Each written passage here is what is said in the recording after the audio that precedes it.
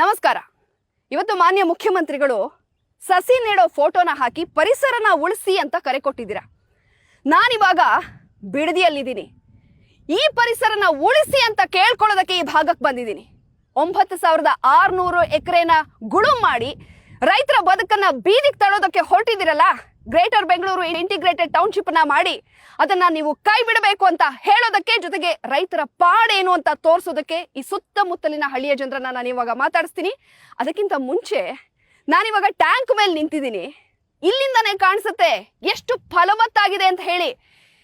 Complete ಆಗಿ 360 ಡಿಗ್ರಿನಲ್ಲಿ ನೋಡ್ಬಿಟ್ರೆ ಇಲ್ಲಿಂದ ನಮ್ಮ ಕಣ್ಣು ಹಾಯಿಸಿದಷ್ಟು ದೂರ ಎಲ್ಲೂ ಕೂಡ ಬಂಜರು ಭೂಮಿ ಅಂತ ಯಾರಾದ್ರೂ ಹೇಳಿದ್ರೆ ನಗ್ತಾರ್ ಕಣ್ರಿ.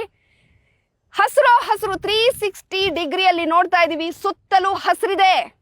ದಯಮಾಡಿ ಯಾರಿದನ್ನ ಬರಡು ಭೂಮಿ ಅಂತ ಹೇಳ್ತಾ ಇದೀರಲ್ಲ, ಕಣ್ಣು ಬಿಟ್ಟು ನೋಡಿ, ಭಾಗಕ್ಕೆ ಬಂದು ನೋಡಿ.